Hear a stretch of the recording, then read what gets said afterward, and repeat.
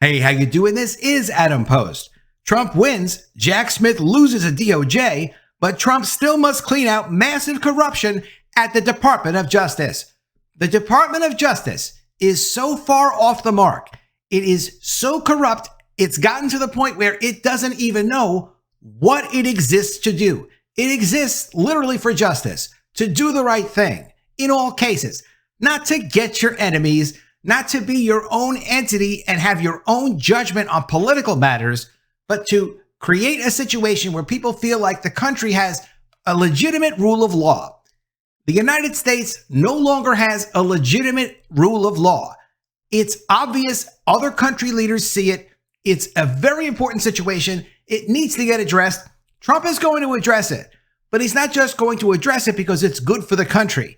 If he doesn't do this, we don't have a country anymore. It's the same issue with the borders. The people at the Department of Justice have crossed lines, have crossed unofficial borders with regards to the rule of law and fairness and decency, and everyone sees it. There are people that don't like Trump that pretend and say, okay, well, maybe he did some bad things, but they don't actually look into the entire background. They haven't been following the cases except for what they see on media that also doesn't like Trump.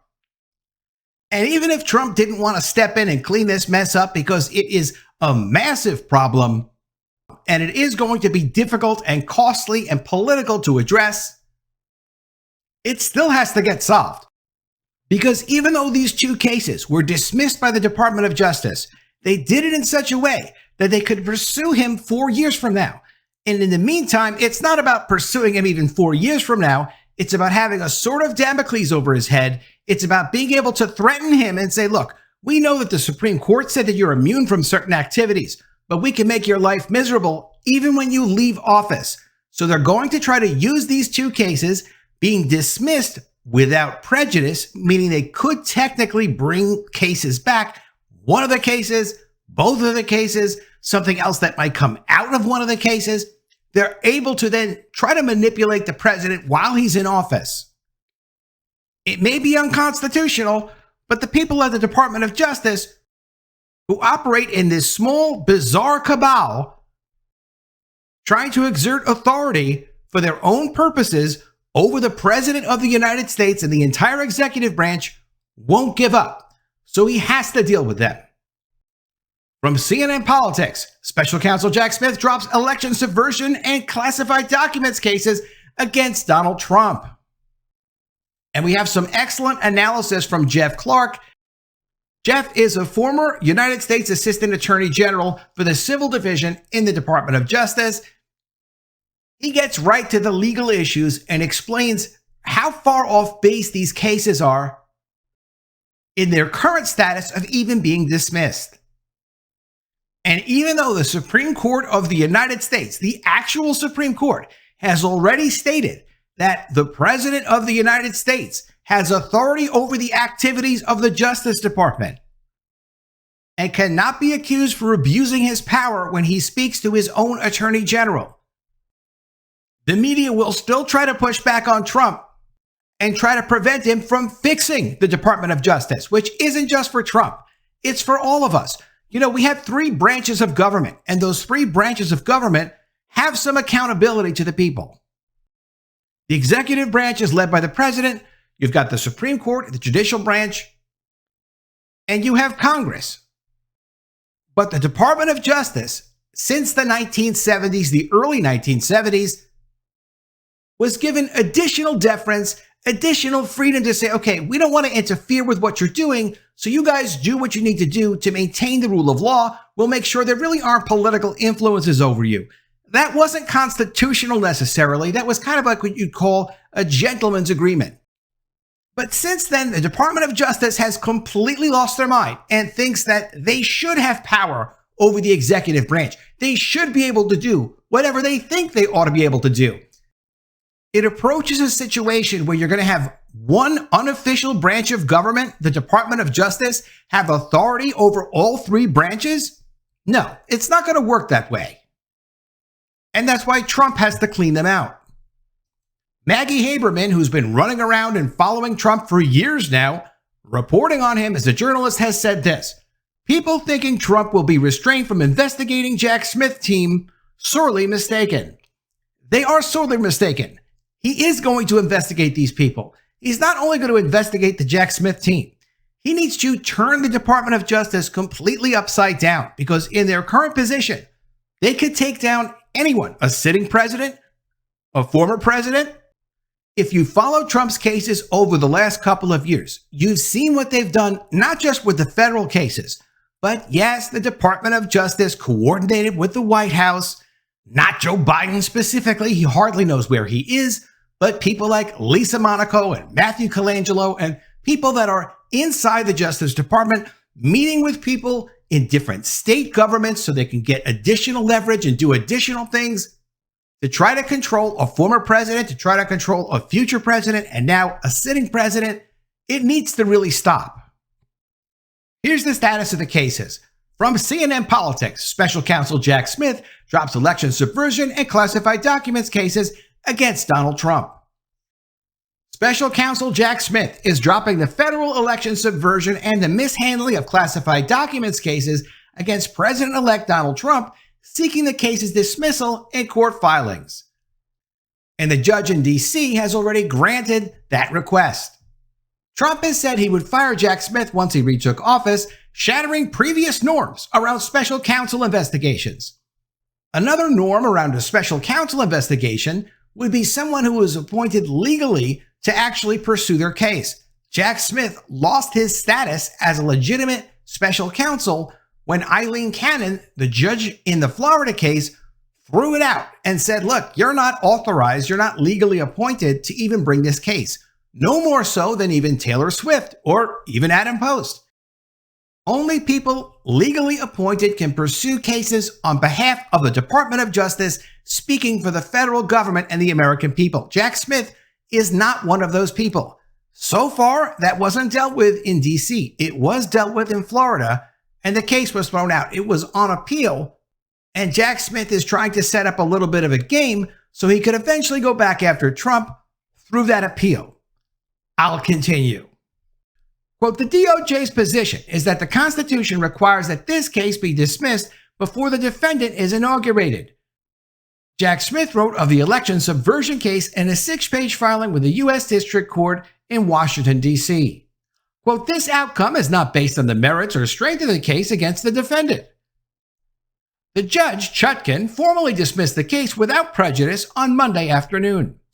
Smith's criminal pursuit of Trump over the last 2 years for trying to subvert the 2020 presidential election and his alleged mishandling of classified documents represented a unique chapter in American history. Never before has a former occupant of the White House faced federal criminal charges.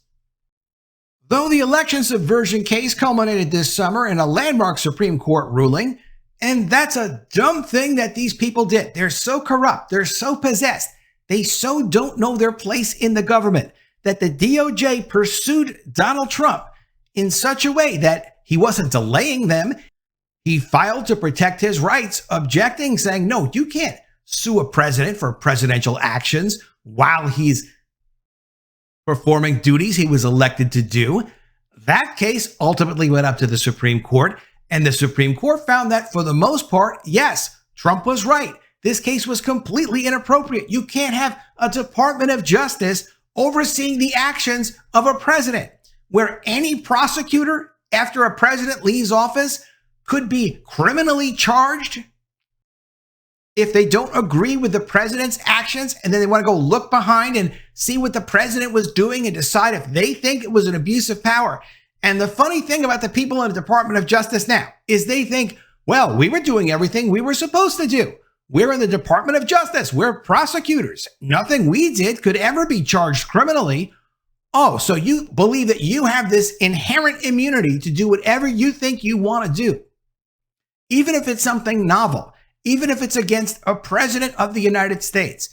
You think you can't be judged for that? You can't be investigated for that? You can't be charged with criminal offenses for that if the people that are in power after you don't agree with what you did?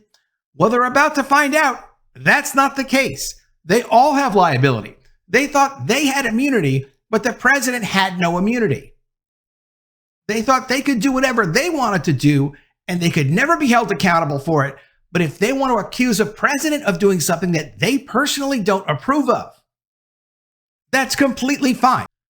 Especially if they get a judge and a jury that's ideologically aligned with the prosecutor, which you have throughout Washington, D.C., then it's completely fine. Just send whoever to prison you want. So you in the Department of Justice, as long as the other people around you in the Department of Justice, who are all ideologically completely cloned to be like the same kinds of people, because they all like to pursue their own agenda, their own ways, as long as they like the idea, then sure, there's nothing wrong with it.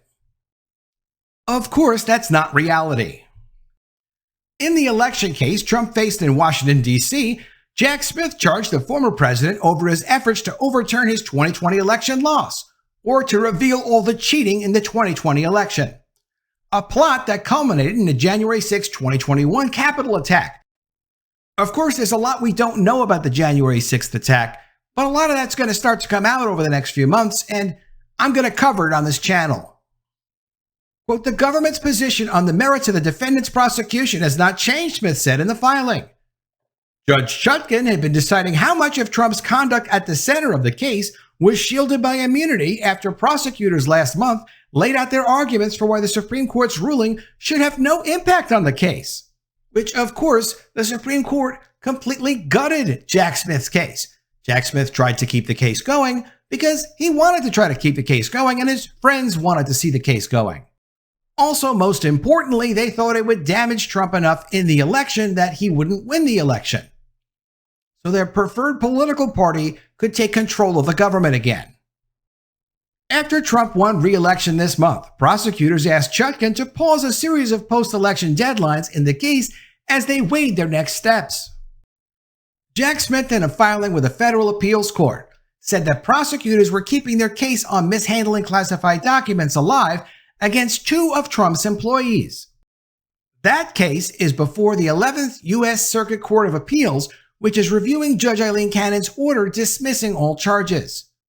Trump's co-defendants in that case were Walt Nada and Carlos de Oliveira, who work for Trump and are accused of helping the former president obstruct a federal investigation into sensitive government documents taken from his first administration. Both have pleaded not guilty because they are the president's property, and the government never had the right to demand those papers back. They were his property.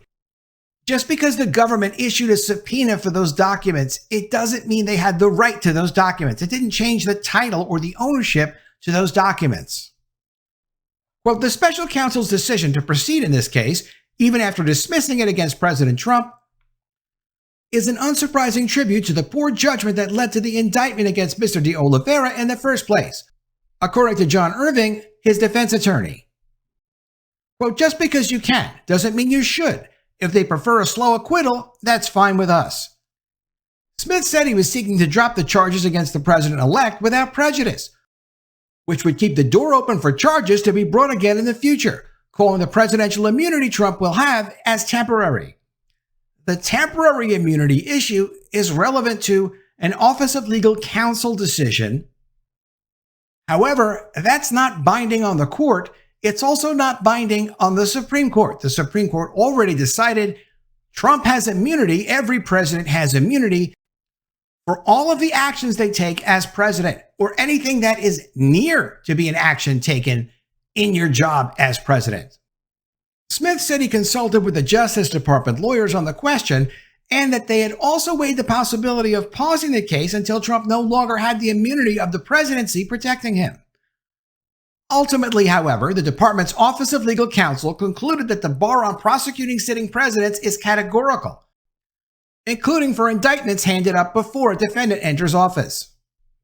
Because you can't be the president while you have the attorney general suing you, or some ridiculous special counsel who was not even legally appointed suing you and threatening you to take this action or that action while you're in charge of the entire executive branch of the United States government. These people have completely lost their mind.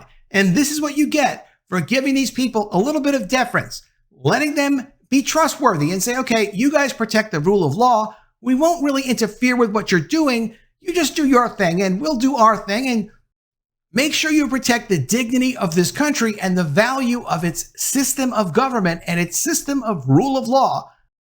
And now, after tens of millions of people elect a president, you've got these people in the Department of Justice that feel they have the right to manipulate the federal government. It's really gone too far, and Trump is going to obliterate these people. Trump still has 2 state cases he's involved in. These state cases can try to pursue him.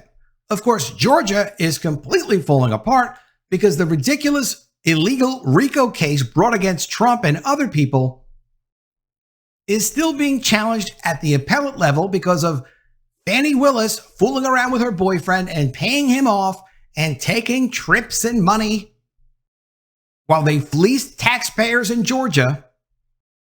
So that case can't even proceed because she turned it into such a colossal mess. However, of course, the President of the United States is not going to be sat in judgment of from the people of Georgia through a corrupt attorney general.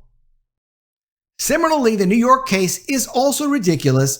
They're trying to get the case to be extended as long as possible so that as well could be leverage on the President of the United States, as if a corrupt judge in New York is going to be permitted with his political friends who helped him bring the case, the Norm Eisens, the Andrew Weissmans, and the others in that group of political prosecutors.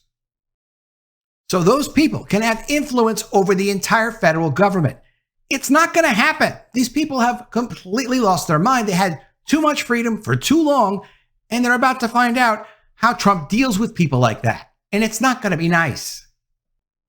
Some of the best and sharpest legal analysis I've ever seen comes from Jeff Clark, former Assistant Attorney General for the Civil Division of the Department of Justice. Jeff has this to say. Here are my observations on Jack Smith raising the white flag and moving to dismiss his J6 case against Trump. 1. The motion seeks dismissal without prejudice. This is absurd and raises the prospect that Judge Chutkan will grant that relief and leave a sword of Damocles hanging over President Trump's head, such that the case against him could be reactivated in 2029. Chutkan did agree and did dismiss the case without prejudice, trying to keep this sword of Damocles in place so that this corrupt, crazy little group of prosecutors and their political friends could try to control the government of the United States. And what is a sword of Damocles? A sword of Damocles puts someone in a situation where something very bad could happen to them at any time. It's an imminent and ever-present peril faced by those in positions of power. It's an ongoing, constant threat. Do what we say or else. Jeff continues, the very existence of such a sword of Damocles is unconstitutional as it raises risks of impairing the presidency by leaving a cloud in place. Jeff continues, the biggest problem with this move is that Jack Smith's basis for moving for dismissal without prejudice is that the 2 OLC opinions, one from the Nixon administration and one from the Clinton administration, filed opinions that sitting presidents can't be indicted or the separation of powers is violated. But the OLC opinions say that immunity is temporary. The move that Jack Smith makes here is try to make stronger the OLC opinions over Supreme Court precedent. The Supreme Court in Trump versus the U.S. ordered that the president is permanently absolutely immune from some categories of actions and presumptively immune also on a permanent basis from other categories of action. So in requesting that a case be dismissed without prejudice, Jack Smith, the corrupt prosecutor, is ignoring the Supreme Court and relying only on the OLC, which is not binding on the court and certainly has no power over the Supreme Court. Supreme Court opinions are actually binding authority. OLC opinions are not binding in the courts. Jack Smith's view of the world is backwards, upside down, and DOJ-centric. For these reasons, and to spare the nation grief and turmoil and the unfairness of trying actions 9+ years stale at some point in the future, the district court should have granted the motion, but with prejudice, which it did not. All prosecutors possess discretion. Any fair-minded prosecutor would be all for dismissal with prejudice to close the book on this case, but Jack Smith is instead only hanging up his spurs temporarily. Jack Smith should have taken the message from the voters and gotten off the national stage as quickly as possible. But he's thinking only of himself. But he's not thinking it through too clearly, because Trump, in addition to fixing the Department of Justice, has a lot of other things to fix. He's got to fix the economy. He's got to deal with the national debt. He's got to solve the problem at the border. He's got to get illegal aliens out of the country. Trump also has to solve the problem with Ukraine and Russia. He has to solve the problem with Israel and Gaza. He's got to solve multiple problems that he's willing to solve, and he's got a great team to solve them.